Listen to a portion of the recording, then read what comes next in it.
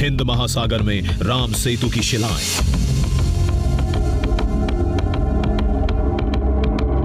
अरब सागर में महाबली हनुमान की गुफा,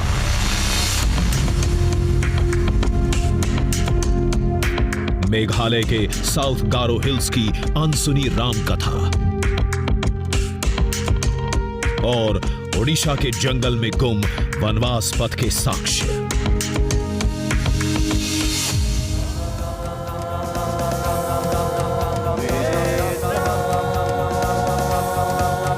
हिंदुस्तान के कोने कोने से रामायण के कई अनदेखे दृश्यम हम दुनिया के सामने ला चुके हैं।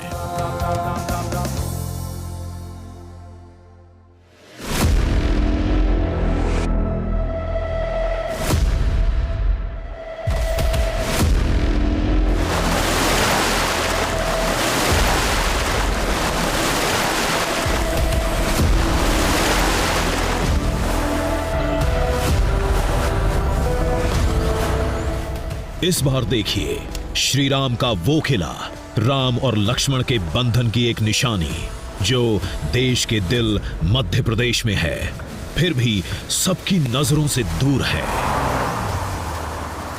श्री रामचंद्र के वनवास से जुड़ी तमाम निशानियों के बारे में आपने सुना होगा, उनके बारे में आपने कई तस्वीरें, कई वीडियोस देखे होंगे, लेकिन आज का ये दृश्यम खास है क्योंकि ये राजा राम से जुड़ी निशानी का दृश्यम है। एक ऐसे किले का दृश्यम जिसकी रक्षा खुद बाघों की सेना करती है।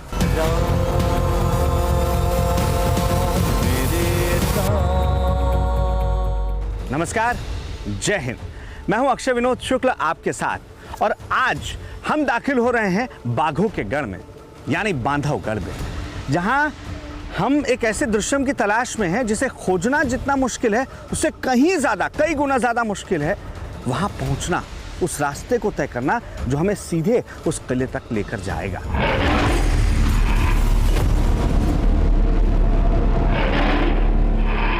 ये पहली बार है जब कोई टीवी चैनल का कैमरा आपको वो दृश्यम दिखाने की हिमाकत कर रहा है। तो आइए हमारे इस खास सफर की शुरुआत करते हैं वो किला जो राजा राम से जुड़ा है, उनकी निशानी से जुड़ा है, उनके भाई लक्ष्मण से जुड़ा है। बांधवगढ़ में रामायण काल का एक किला है जिसे श्री राम ने बनाया था, ये सब जानते हैं, फिर भी उसे आज तक किसी ने क्यों नहीं देखा? इसकी सच्चाई कुछ देर में आपके सामने होगी।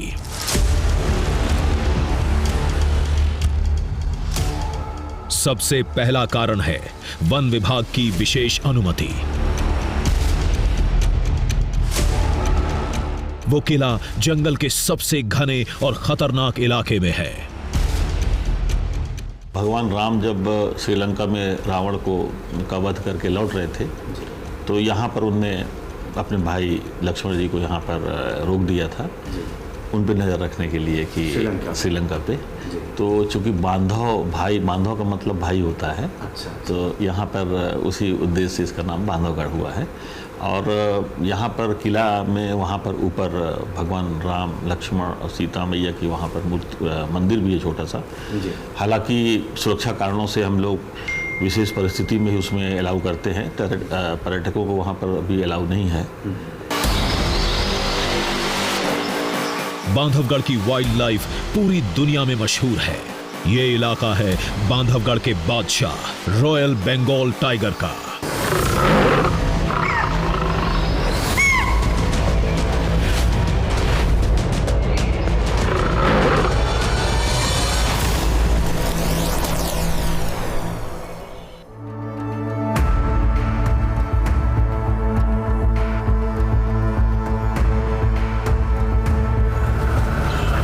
उस पौराणिक किले तक जाने का मतलब है खुद को खूंखार बाघों के हवाले करना, जो उस किले के रक्षक माने जाते हैं। जिस इंसान ने उधर कदम बढ़ाया, राम नाम के रखवालों को सामने राह में खड़ा पाया। देखिए, बांधवगढ़ जंगल के भीतर जब आप दाखिल होते हैं तो ये पहली बार है जब हमें जहां जाना है, यानी जहां पर बांधवगढ़ किला बनाया गया है, उसकी पहली झलक मिलती है। ये जो आपको पठार सा पूरा हिस्सा नजर आ रहा है, दरअसल यहाँ जो 36 पहाड़ियाँ हैं उनमें से एक पहाड़ी है, और इसके ऊपर ही वो किला मौजूद है, जिस किले के भीतर हमें जाना है। मंजिल सामने थी। सफारी जीप भी फर्राटे से दौड़ रही थी। फिर भी किले तक जाना मुश्किल क्यों है? जल्द ही इसका एहसास हो गया।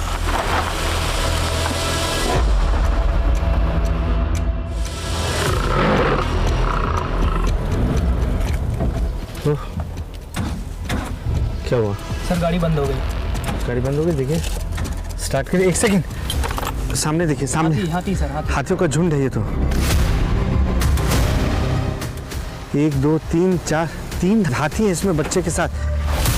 जीप अचानक बंद हो गई। सामने हाथियों का झुंड था। झुंड में एक बच्चा था। बच्चे की वजह से हाथी आक्रामक मोड में रहते हैं। देखो, गाड़ी स्टार्ट करो। गाड़ी नहीं हो रही सर। गाड़ी स्टार्ट करिए, गाड़ी स्टार्ट करिए। हुई? नहीं सर, बंद हो गई। नहीं।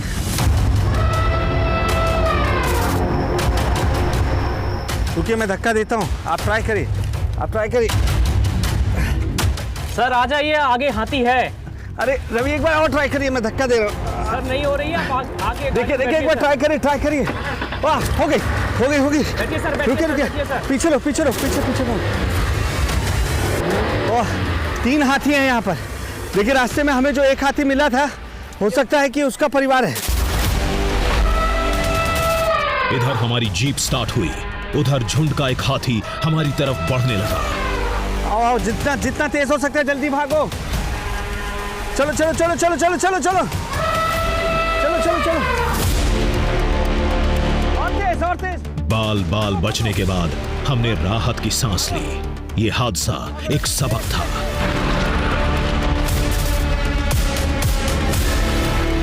कुछ ऐसे खतरे लोगों को दुर्ग की तरफ जाने से रोकते हैं।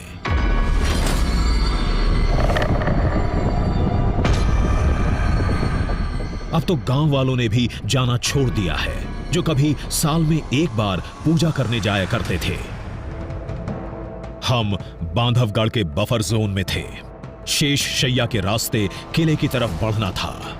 तभी जीप के पहिए अचानक थम गए। जिस रास्ते हमें जाना था, वहां एक तेंदुआ था। देखिए, हमें ये ऊपर वाले रास्ते से होकर जाना था, लेकिन हम गाड़ी मोड़ते उससे पहले ही वहाँ से जो पानी पीकर तेंदुआ आ रहा था, वो अब हमारे रास्ते में बैठ चुका है। यानी ये खतरा और बढ़ता जा रहा है। हर कदम पर एक नया खतरा आपका इंतज़ार कर रहा है, ऐसा ही लग रहा है। किले की राह इतनी आसान नहीं है। बाघों के गढ़ में तेंदुए को देख हम हैरत में थे। इसके हटे बगैर आगे जाना मुश्किल था।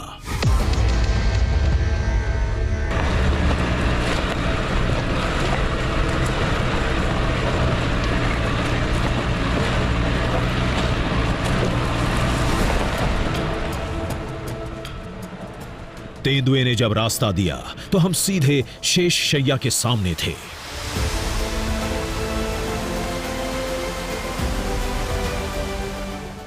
ओह, यहाँ मूर्ति है। मैं इस मूर्ति को पहचान रहा हूँ। ये शेष शैया के नाम से जानी जाती है। अजय, हम सही रास्ते पर हैं, आओ इधर आओ। यहाँ 3 मूर्तियां होंगी, मुझे नीचे आने दो।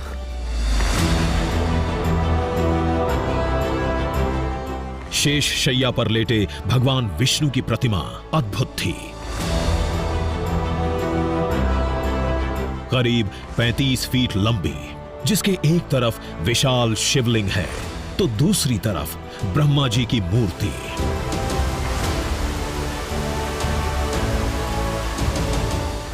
ये विशालकाय मूर्ति भगवान विष्णु की है, जो शेषनाग पर लेटे हुए हैं। 7 फन शेषनाग के नजर आ रहे हैं, और ये बिल्कुल इतनी विशालकाय है जिसका अंदाजा आप मेरे यहाँ खड़े होने के बाद और बखूबी लगा पा रहे होंगे। ये 35 फीट लंबी मूर्ति है। कहते हैं इस प्रतिमा को श्री राम ने बनाया था। कुछ इतिहासकारों ने इसे 10वीं सदी का बताया। मान्यता यही है कि 10वीं सदी में इसका जीर्णोद्धार हुआ था। बनाया श्री राम ने ही था। मुझे देखना है कि क्या ब्रह्मा की मूर्ति है यहाँ पर। इधर आना अजय, इधर आना। है ये देखिए, ये पेड़ की वजह से बेशक नहीं दिख रहा होगा, लेकिन यहाँ पर 2 सिर और तीसरा सिर यहाँ पर जो पेड़ की वजह से शायद क्षतिग्रस्त हुआ है, ये शायद ब्रह्मा जी की मूर्ति है। ये जंगल श्री राम का है, प्रतिमा श्री राम ने बनाई है और मूर्ति भी किसी और की नहीं, भगवान विष्णु की है। ऐसे में लोगों के लिए ये जगह अलौकिक बन जाती है। इसकी एक वजह ये कुंड भी है। ये कुंड आप देख रहे हैं, ये कुंड, इसका जल स्रोत यहाँ से आ रहा है, इन दीवारों से पानी रिसता हुआ आ रहा है, जिसके जरिए हम यहाँ तक पहुँचे हैं। अब ये कोई नहीं जानता है कि ये पानी कहाँ से आ रहा है, लेकिन हैरान करने वाली बात ये है कि ये पानी साल भर ऐसे ही निरंतर बहता रहता है। और ये जो कुंड है, इसका पानी कैसे नीचे जाता है वो आपको यहाँ नज़र नहीं आएगा, लेकिन चूंकि ये विष्णु जी के चरण की तरफ से बहता हुआ जा रहा है, इसलिए इस पानी का नाम या इस जल का नाम चरण गंगा है।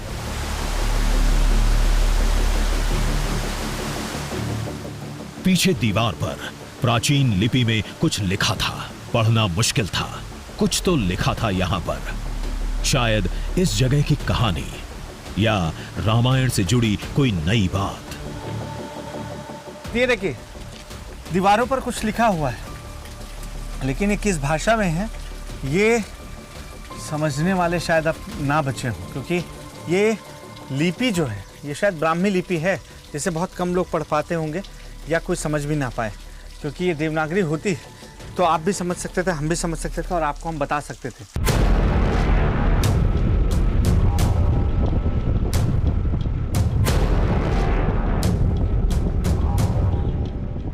किले की तलाश हमें कोर जोन की तरफ ले जा रही थी।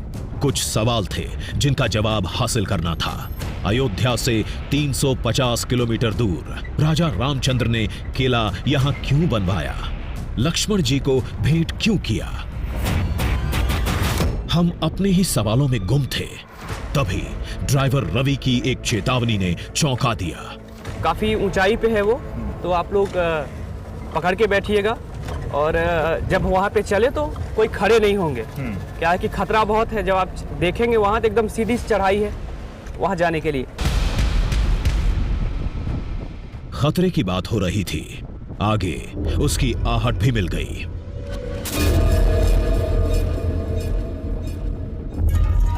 माँ और साबुकों के पंजे हैं, माँ और 3 बच्चे हैं, ये आप देखिए।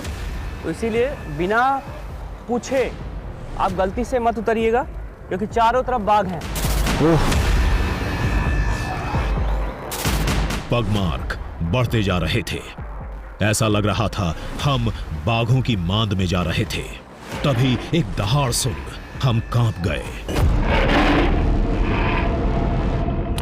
वापस चला गया जंगल।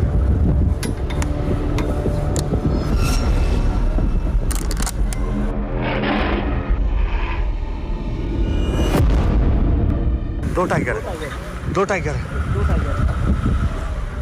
कहाँ है? फोकस करिए। ये देखिए टाइगर आ गया। ओह माय गॉड, ये हमारे रास्ते पर है। कुछ नहीं होगा। ये टाइगर हमारे रास्ते पर है और हमें इसी रास्ते से अब जाना है। अजय संभल कर देखिए, ये हमारी टीम के रास्ते पर किस तरीके से टाइगर।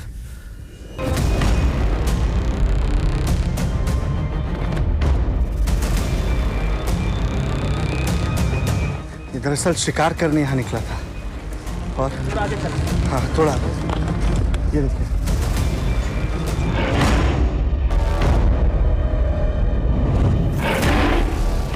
किले के हर रास्ते, हर मोड़ पर बाघ थे, मानो रास्ता रोके खड़े थे।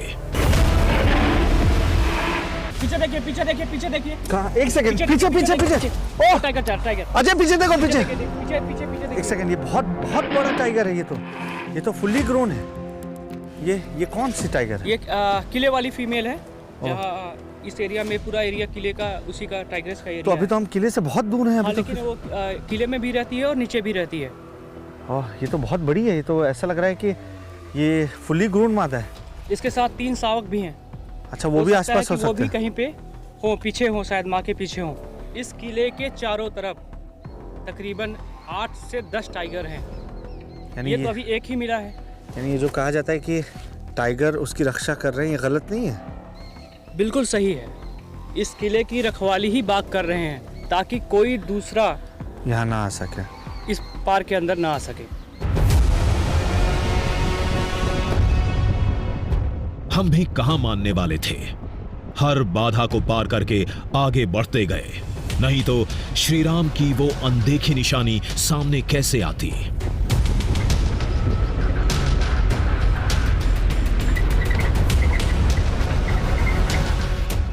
असल चुनौती इसके बाद शुरू होगी। आगे का सफर हमें पैदल ही तय करना पड़ेगा। किले तक पैदल जाने का रास्ता नहीं है। जीप कहां से जाती?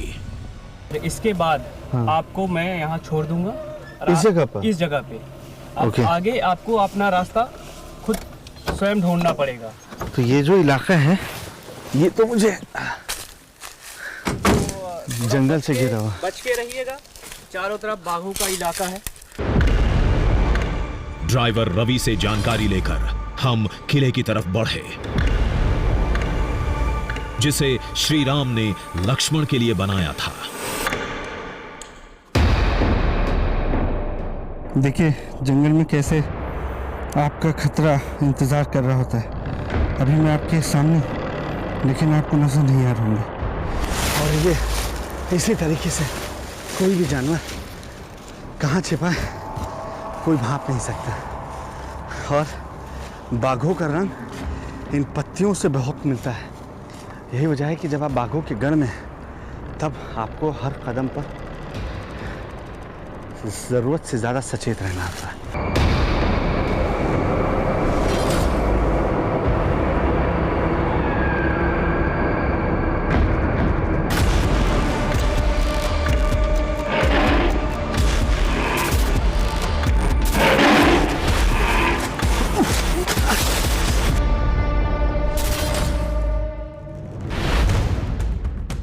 लेकिन वहां मिलेगा क्या? कोई खंडहर, कुछ अवशेष या पत्थर के चंद टुकड़े? ये हम भी नहीं जानते थे।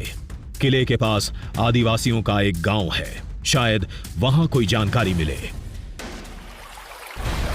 पानी की धार ने इशारा किया, जरूर आसपास आबादी होगी। ये वही चरण गंगा की धारा थी जो शेष शैया से निकलकर पूरे बांधवगढ़ को सींचती है।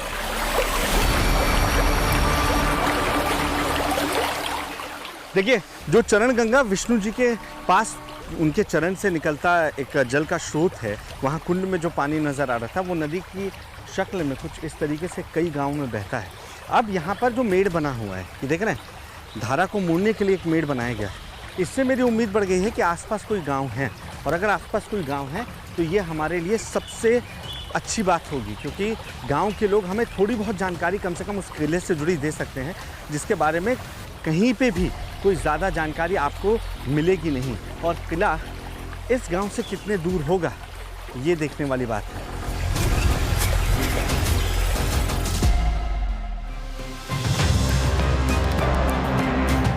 श्री राम की भूमि पर हमें लक्ष्मणपुर नाम का गांव मिला।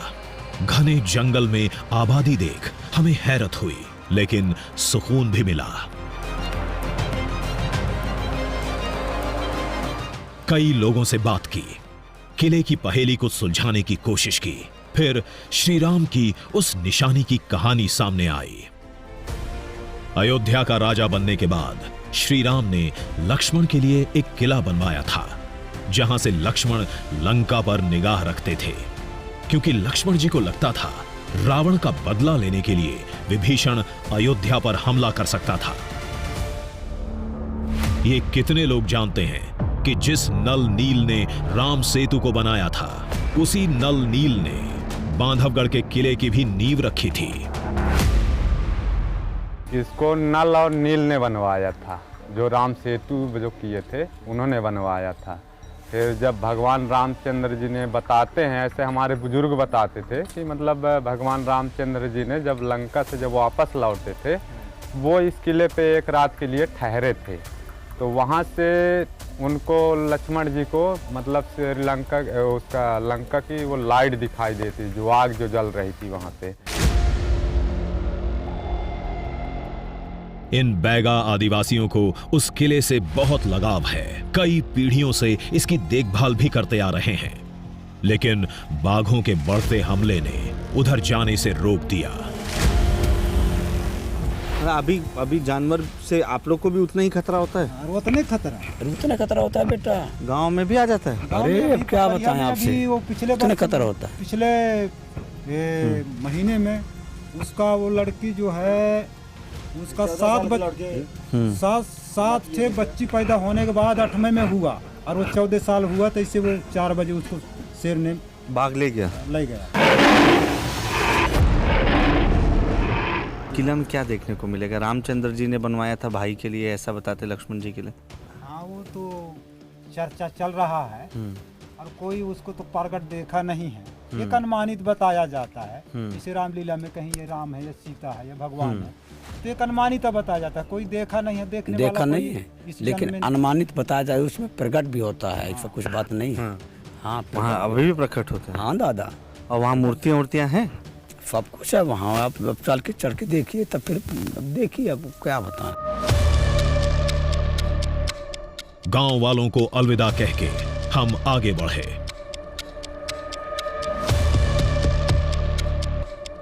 किले में भगवान विष्णु के हर अवतार की प्रतिमा है। एक मंदिर है जहां श्री राम, मां सीता और लक्ष्मण जी रुके थे। एक चोटी है जहां से लक्ष्मण लंका पर निगाह रखते थे। गांव वालों ने यह सब बता दिया था, लेकिन किले की तस्वीर को पहली बार टीवी पर दिखाने का काम हमें करना था।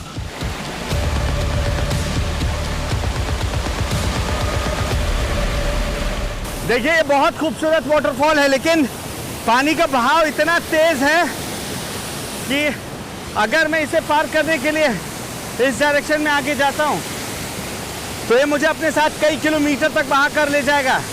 मेरा भी हाल इस लकड़ी की तरह होगा जिसमें पता लगाना मुश्किल हो जाएगा। लेकिन इतना ज़रूर है कि यहाँ पहुँचने के बाद जो फुहारें आपके चेहरे पर पड़ रही हैं, ये आपको रिफ्रेश कर देती है। किले के रास्ते में ये एक ऐसा वाटरफॉल है जो किसी का भी दिल जीत सकता है, और ये भी अपने आप में एक दृश्यम है। यहाँ बहुत कम लोग पहुँच पाए हैं जहाँ इस वक्त मैं बैठा हुआ हूँ।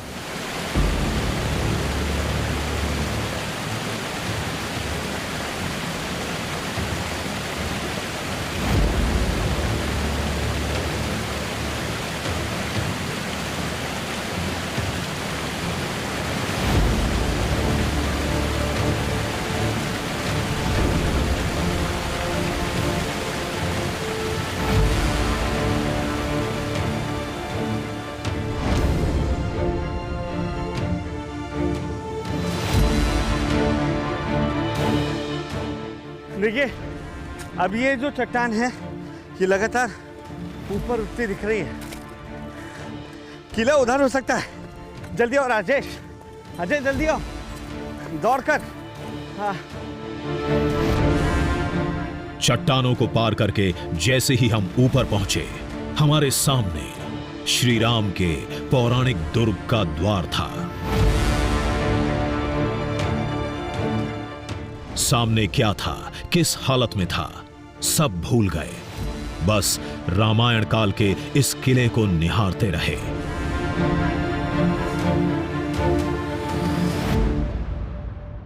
वो देखिए, ये हम बांधवगढ़ किले के प्रमुख द्वार पर खड़े हैं। अब आप सोचिए कि आपके अंदर कौन सी भावना होगी। ये वो किला है जिसको सबसे पहले प्रभु श्री राम ने बनवाया था, और ये वो किला है जो राजा राम ने, यानी श्रीलंका में जीत दर्ज करने के बाद जब अयोध्या की ओर जा रहे थे, प्रभु श्री राम, उनके भाई प्रभु श्री लक्ष्मण, माँ सीता उस वक्त इस किले का निर्माण प्रभु श्री राम ने नल नील के द्वारा कराया था। ये दीवारें देख रहे हैं आप, बेशक इन दीवारों को जीर्णोद्धार करवाया होगा उन तमाम राजाओं ने जिन्होंने यहाँ राज किया। रीवा के राजकुमार जो इस पर आखिरी बार राज करते नजर आए थे, लेकिन इसका वास्ता सीधे सीधे त्रेता युग से जुड़ा हुआ है। अब ये जो फीलिंग है मैं शब्दों में बयान नहीं कर पाऊंगा।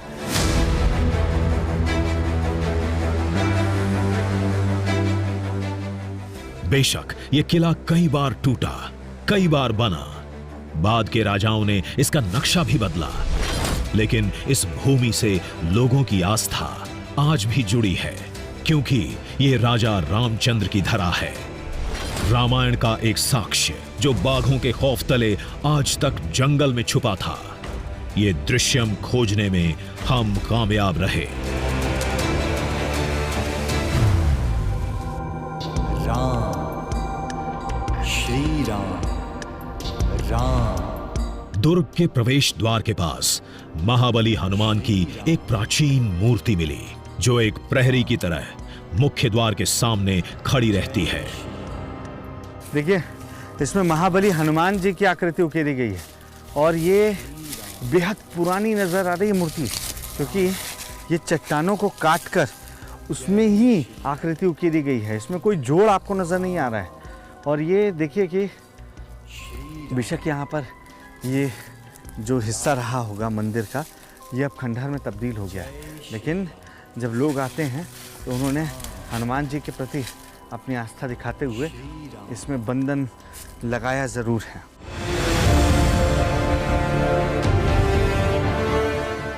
त्रेता काल से कलयुग तक इस किले ने एक लंबा सफर तय किया है। 1617 तक किले पर बघेल शासन की रौनक थी। बाद में इनकी राजधानी रीवा हो गई। फिर किला और आसपास का इलाका खंडहर में तब्दील होता चला गया। सिंहासन पर कोई भी बैठा हो, हुकूमत यहां राजा रामचंद्र की ही चली है। कभी कहानियों में तो कभी इन निशानियों में। देखिए, हर कदम पर यहाँ पर आपको सचेत रहने की ज़रूरत है, क्योंकि आपको नहीं मालूम है कि किस हिस्से में कौन सा जानवर छिपा है। अरे ओह अजय, ये तो बहुत बड़ी मूर्ति है। ये किसकी मूर्ति है? ये देखने के लिए थोड़ा दूर जाना होगा। एक सेकेंड।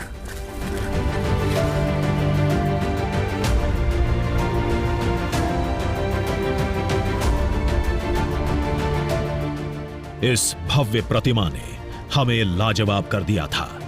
ये भगवान विष्णु के वामन और वाराह अवतार का मिला-जुला रूप था। अब इस मूर्ति को समझ पाना थोड़ा मुश्किल हो सकता है, लेकिन जो पहली नज़र में नज़र आ रहा है कि विष्णु जी का जो अवतार थे, जो वामन अवतार थे, 5वां अवतार थे, ये शायद उनकी आकृति को उकेरा गया है। बेशक इनका जो मुख है वो वाराह अवतार से मिलता जुलता है, लेकिन आप देखिए कि राजा बलि से जब 3 कदम ज़मीन मांगी गई थी और पहली ही ज़मीन में जब उन्होंने देवलोक को नाप लिया, दूसरी ज़मीन में जब उन्होंने पूरी धरती को नाप लिया और उसके बाद तीसरा कदम रखने के लिए उनके पास जब जगह नहीं बची थी, तब उन्होंने राजा बलि के सर पर रखा था, क्योंकि राजा बलि वचनबद्ध थे। राम, श्री राम। गांव वालों ने बताया था यह किला भगवान विष्णु के अवतार को समर्पित है, जिसका हर दृश्य दिखने लगा था। धरती को बचाने वाला वाराह अवतार, मेरे राम, समुद्र मंथन का कच्छप अवतार,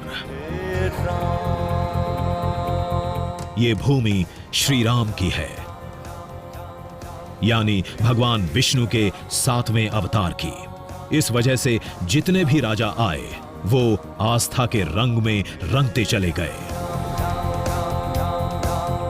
देखिए, मैं हैरान हूं, क्योंकि हर कदम पर ये किला आपको चौंकाता है और मुझे भी ये मंदिर का स्ट्रक्चर देखकर ये समझ नहीं आ रहा कि यहाँ ऐसे कितने मंदिर या कितने स्कल्पचर्स छिपे हुए हैं। मैं अंदर देख रहा हूँ तो एक मछली की आकृति बनी हुई है, शायद ये विष्णु जी के मत्स्य अवतार को दिखाया गया है। अंदर जाने के लिए लाइट चाहिए, संभल कर आना जाए।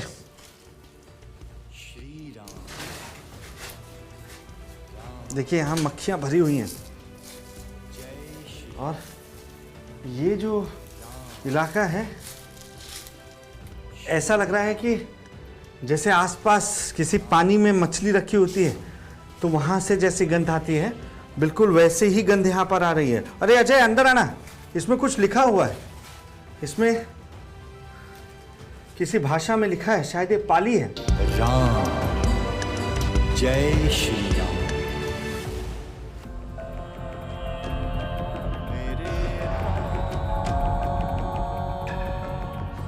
यहाँ कुछ ऐतिहासिक इमारतें भी हैं, लेकिन हमारी दिलचस्पी उस जगह को खोजने में थी जहां श्री राम और मां सीता ठहरे थे।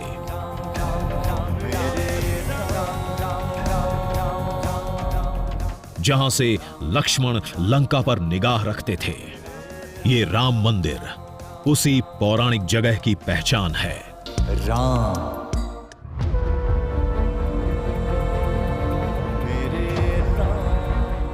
आगे अजय हम पहुंच चुके, जल्दी आओ। देखिए आखिर हम उस मंदिर में पहुंच चुके हैं जो बांधवगढ़ किले में सबसे ऊपर मौजूद है, जहां आज तक कोई नहीं पहुंचा। ये वही मंदिर है जिसके लिए कहा जाता है कि बाघ इसकी रक्षा करते हैं और ये जंगली जानवरों का बसेरा है, एक तरीके से आप कह सकते हैं। आसपास कब कौन सा जानवर आ जाए ये कोई नहीं जानता है, लेकिन लोगों की आस्था इस मंदिर के हर एक पत्थर पे बसती है, क्योंकि लोगों का मानना है ये सिर्फ भगवान श्री राम का, उनके भाई लक्ष्मण जी का या माँ सीता का मंदिर बस नहीं है। यहाँ आज भी राजा राम बसते हैं, वो राजा राम जिन्होंने बांधवगढ़ अपने भाई को देते हुए उन्हें बांधवाधीश की उपाधि दी थी।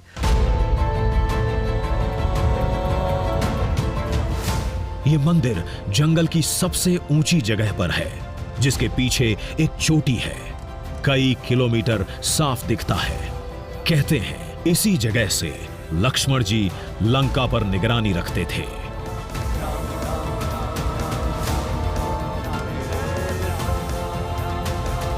देखिए अपने इस सफर की शुरुआत के पहले हमने आपसे ये वादा किया था कि आपको वो दृश्य हम दिखाएंगे जो इससे पहले भारतीय टेलीविजन में आपने कहीं नहीं देखा होगा, क्योंकि मैं जहां खड़ा हूं यहां पहला कैमरा कोई टेलीविजन का पहुंचा है तो वो TV9 भारतवर्ष का है, टीम दृश्यम का है। और मैं जिस जगह पर खड़ा हूं ये वही जगह है जिसकी वजह से लक्ष्मण जी बांधवाधीश कहलाए थे। और यहाँ से दक्षिण की दिशा में वो जब नजर डालते थे तो माना यह जाता है कि अपनी दिव्य दृष्टि से वो श्रीलंका को देखते थे और श्रीलंका में किस तरीके से राजपाट चल रहा है इस पर नजर रखने के लिए लक्ष्मण जी यहीं पर रहने का फैसला कर चुके थे। और यही वजह है कि यह किला श्री राम ने उन्हें अपनी तरफ से दिया था, गिफ्ट किया था आप कह सकते हैं। अभी जब आप यहाँ पर खड़े होते हैं और नजर डालते हैं तो आपको सिर्फ और सिर्फ चारों तरफ खाली मैदान नीचे नजर आ रहे हैं।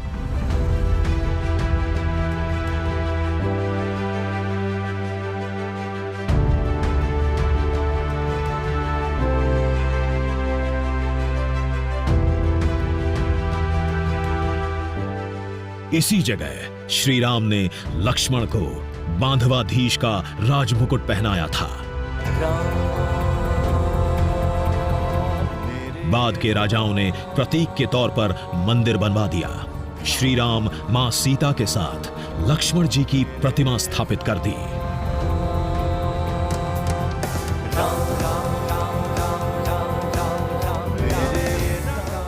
देखिए ये जो मंदिर है ये बांधवगढ़ के देवता का मंदिर है, यानी बांधवाधीश, यानी भगवान राम जी के भाई लक्ष्मण जी का ये मंदिर माना गया है। और ये मंदिर तब से अब तक उसी तरीके से स्थित है, जिसमें आप देखिए कि मूर्तियां बनाई गई हैं, भगवान श्री राम हैं, लक्ष्मण जी हैं, माँ सीता हैं और वहाँ चरणों पर हनुमान जी बैठे हुए हैं। और माना ही जाता है कि यही पूरे इलाके की रक्षा करते हैं और यही वजह है कि साल में एक बार कम से कम लोग यहाँ पर आते हैं, पूजा अर्चना करते हैं। उसकी इजाज़त बड़ी मुश्किल से मिलती है, गांव के कुछ लोग ही यहाँ पहुँच पाते हैं।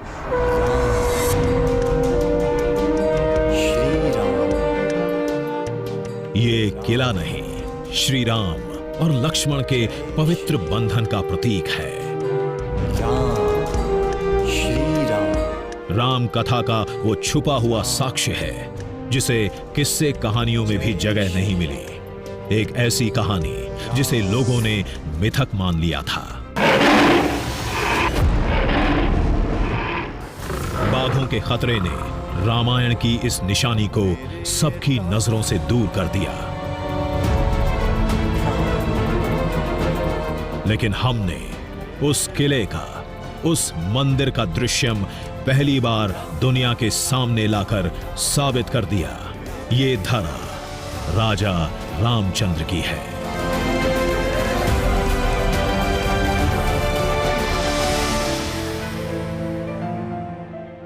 दृश्यम दृश्यम दृश्यम दृश्यम दृश्यम दृश्यम दृश्यम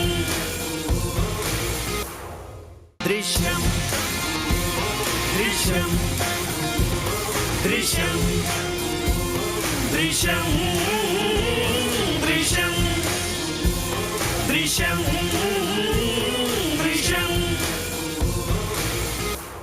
दृश्यम दृश्यम दृश्यम दृश्यम दृश्यम दृश्यम दृश्यम। कोई है?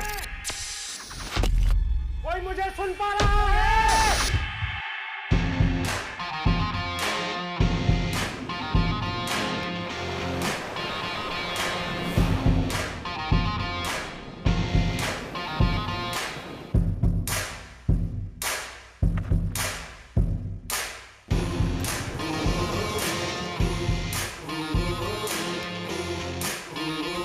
दरिया में झांकेंगे, पर्वत को नापेंगे, बांधेंगे धरती को अंबर की डोरों से, सूरज के चेहरे से पर्दा हटाना है, तूफान आंधी को भी अब चीर के जाना है, कुदरत की मुट्ठी से अब छीन लाएंगे हम, कुदरत की मुट्ठी से अब छीन लाएंगे हम। दृश्यम दृश्यम दृश्यम दृश्यम